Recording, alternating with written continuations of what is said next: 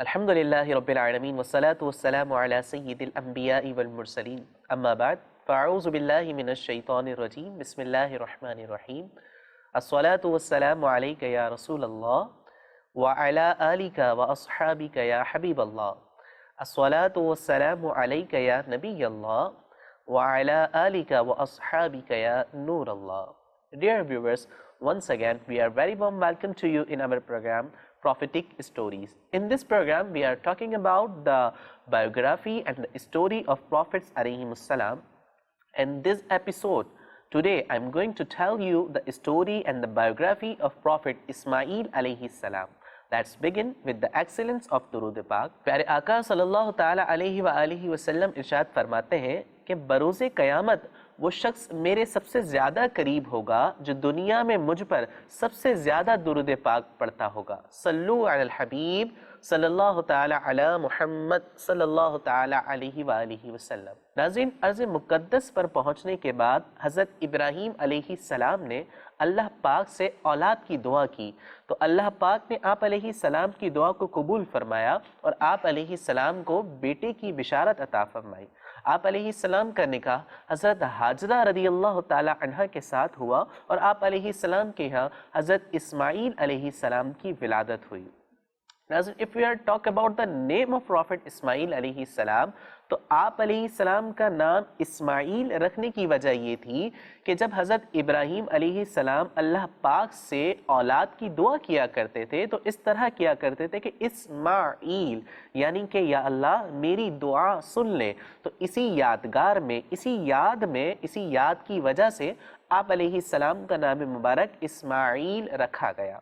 नाज़रीन, अगर हम बात करें हज़रत इस्माइल अलैहिस्सलाम के लक़ब ज़बीहुल्लाह के बारे में तो आप अलैहिस्सलाम के इस लक़ब की वजह ये थी कि जब हज़रत इब्राहीम अलैहिस्सलाम ने अल्लाह का हुक्म बताया कि अल्लाह की बारगाह में कुर्बानी पेश करनी है तो हज़रत इस्माइल अलैहिस्सलाम ने इस पर कोई सवाल नहीं किया बल्कि अपने आप को फ़ौरन कुर्बानी के लिए पेश कर दिया.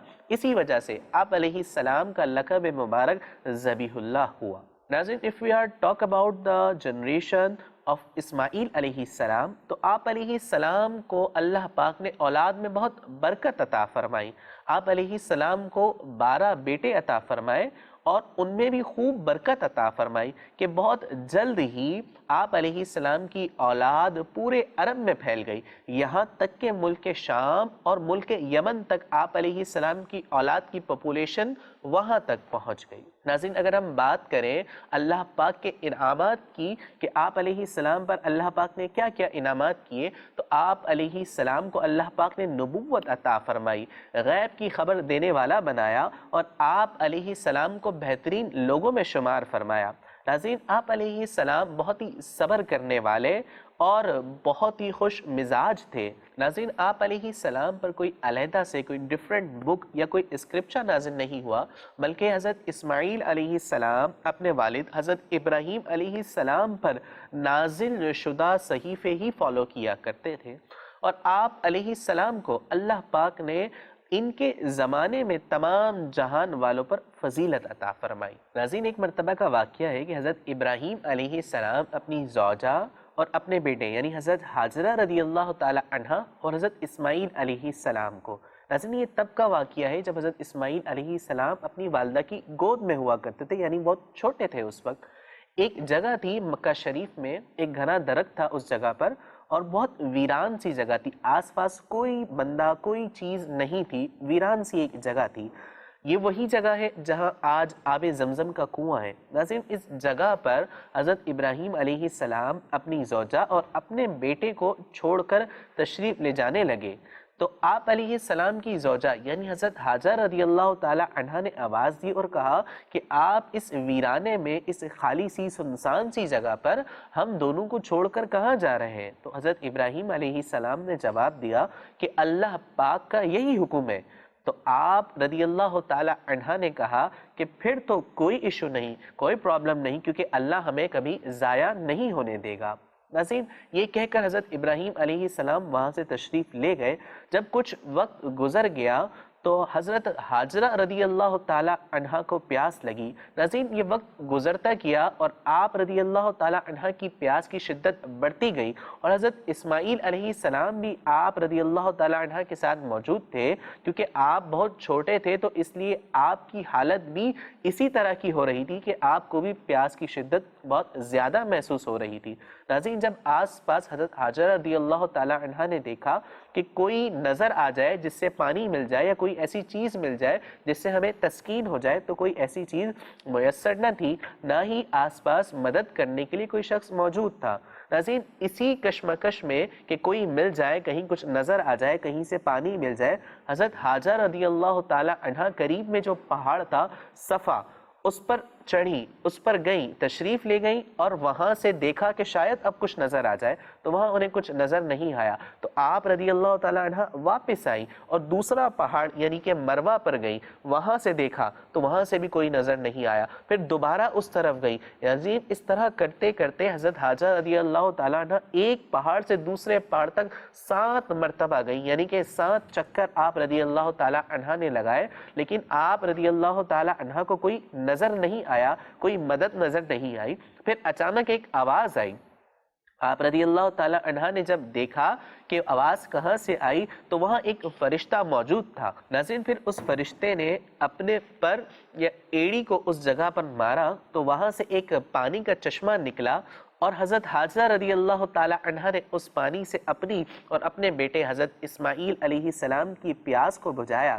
ناظرین، یہ وہی کنواں ہے جسے آج ہم زمزم کے نام سے جانتے ہیں، جسے آج ہم آب زمزم کہتے ہیں۔ یہ اللہ پاک نے اپنی نیک بندی یعنی حضرت حاجرہ رضی اللہ تعالی عنہ اور اپنے پیارے نبی یعنی حضرت اسماعیل علیہ السلام کے وسیلے سے ہمیں عطا کیا، کہ جس کا فائدہ ہم آج تک اٹھا رہے ہیں اور رہتی دنیا تک لوگ اس سے فائدہ اٹھاتے رہیں گے۔ ناظرین، اس جگہ پر جہاں پر آب زمزم ہے اور جہاں پر حضرت حاجرہ رضی اللہ تعالی عنہ اور حضرت اسماعیل علیہ السلام موجود تھے، یہاں پر کوئی رہتا نہ تھا، آس پاس کوئی آبادی نہیں تھی۔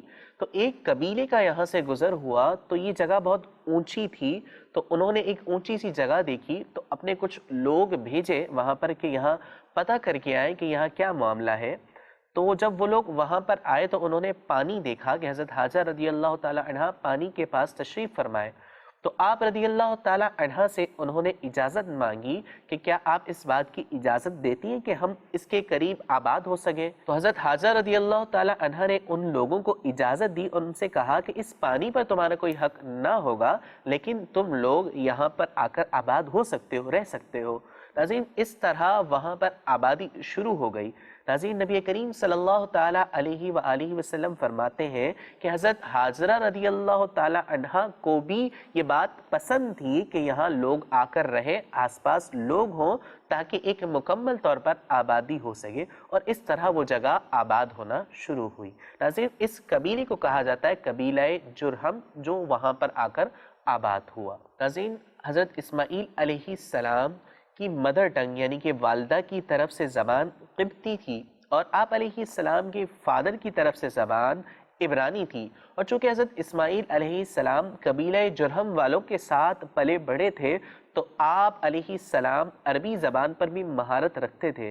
ناظرین، ایک اور بات کہ سب سے پہلے عربی میں فصیح اور بلیغ کلام حضرت اسماعیل علیہ السلام نے ہی فرمایا، یعنی کہ عربی زبان پر جو سب سے پہلے مہارت حاصل ہوئی فصاحت اور بلاغت پر، وہ حضرت اسماعیل علیہ السلام کو ہی ہوئی۔ ناظرین، حضرت ابراہیم علیہ السلام کو خواب میں حکم دیا گیا کہ اپنے بیٹے کو قربانی کے لیے پیش کریں، یعنی اپنے بیٹے کو قربان کریں، تو آپ علیہ السلام نے اللہ پاک کے حکم کے مطابق اپنے بیٹے کو یہ بات بتائی، تو حضرت اسماعیل علیہ السلام نے اپنے آپ کو فوراً اللہ پاک کے حکم کے مطابق قربانی کے لیے پیش کر دیا، اور عملی طور پر آپ کو قربانی کے لیے پیش کیا جا رہا تھا تو اللہ پاک نے جنت سے مینڈھا بھیجا اور اس کی قربانی کی گئی۔ اس طرح اللہ پاک نے حضرت اسماعیل علیہ السلام اور حضرت ابراہیم علیہ السلام کا یہ عمل اور قربانی کو قبول فرمایا۔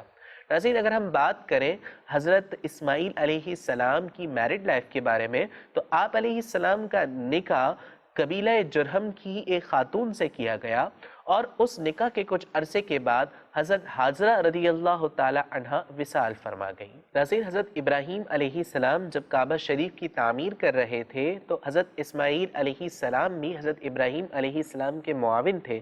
آپ علیہ السلام نے بھی حضرت ابراہیم علیہ السلام کے ساتھ مل کر کعبۃ اللہ شریف کو تعمیر کیا۔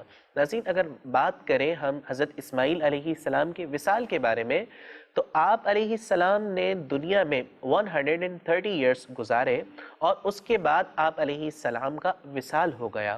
تدفین کے حوالے سے ایک قول کے مطابق آپ علیہ السلام کی تدفین اپنی والدہ کی قبر مبارک کے قریب یعنی کہ حتیم میں ہوئی، اور ایک روایت کے مطابق رکن یمانی اور رکن اسود کے پاس آپ علیہ السلام کی تدفین ہوئی۔ ناظرین، حضرت اسماعیل علیہ السلام کا ذکر مبارک قرآن کریم میں سورۃ البقرہ، سورۃ الانعام اور سورۃ المریم میں موجود ہے۔ ناظرین، آج کے اس ایپیسوڈ میں آپ نے حضرت اسماعیل علیہ السلام کے بارے میں جانا، اور اسی طرح حضرت اسماعیل علیہ السلام کے بارے میں اور دیگر انبیاء کرام علیہ السلام کے بارے میں جاننے کے لیے مکتبۃ المدینہ کی شائع کردہ کتاب سیرت الانبیاء کا ضرور مطالعہ کریں۔ ناظرین، ہم اس پروگرام میں ہر نئے ایپیسوڈ میں ایک نیو اسٹوری اور ایک new biography about the prophet علیہ السلام ڈسکس کرتے ہیں۔ آپ ہمارا پروگرام ضرور دیکھتے رہیں۔ We will meet again inshallah in the next episode. You can good take care of yourself. السلام علیکم ورحمۃ اللہ وبرکاتہ۔